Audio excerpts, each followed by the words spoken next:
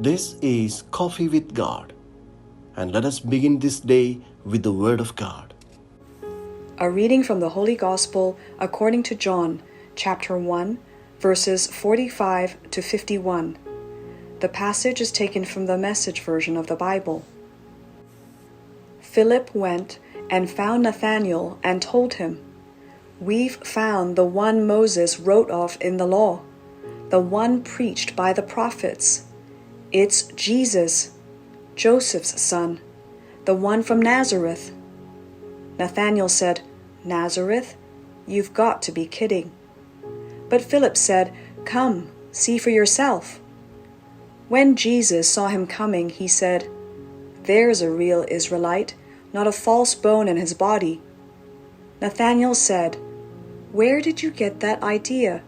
I don't know me."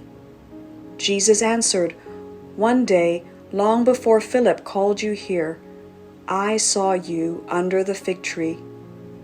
Nathanael exclaimed, "Rabbi, you are the Son of God, the King of Israel." Jesus said, "You've become a believer simply because I say I saw you one day sitting under the fig tree. You haven't seen anything yet. Before this is over, you're going to see heaven open and God's angels descending to the Son of Man and ascending again." The Gospel of the Lord.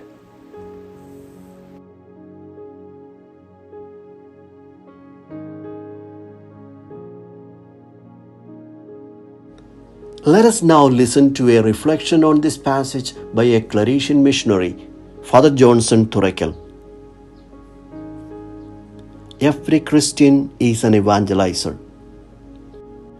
Nathanael knew the scriptures and their promises of fulfilment, yet his heart was restless and was seeking more. He longed for an intimate relationship with God. He was willing to respond to the call, "Come and see." He was a man without guile, and so he could encounter what he sought easily. Jesus had already found him. "I saw you under fig tree." God knew the heart of Nathanael because he was a seeker of truth. It would be more exact to say that Jesus recognizes those whom the Father has entrusted to him. That is why Jesus declared Nathanael as a true Israelite, even though he did not accept Jesus as the Messiah. The honesty of Nathanael in seeking truth brought him to Jesus. "Come and see" was the answer to his search. He was a man without guile, and so he could encounter what he sought sooner. We wonder what he saw and experienced. But the brief yet intense encounter with Jesus helped him to understand that God's plan is not always as people imagine or desire it to be. He recognizes and acknowledges his deception or mistake. He changes his idea, accepts Jesus as Messiah, and confesses, "Rabbi, you are the Son of God. You are the King of Israel." He obliged willingly to the invitation for a come and see experience. He discovered a God who is intimately united to human beings.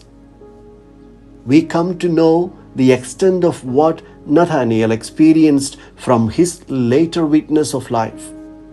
He found in Jesus a message that is alive and that brings joy for all, which he could not but share. He found in Jesus a message that is alive, that brings joy for all. He left his homeland and took along with him the treasure that he found as far as India and many other places. His initial encounter with Jesus took him to the realms he could never conceive. St. John saw it in his vision of the holy city where, on the foundation stones, the names of the apostles of the Lamb were written.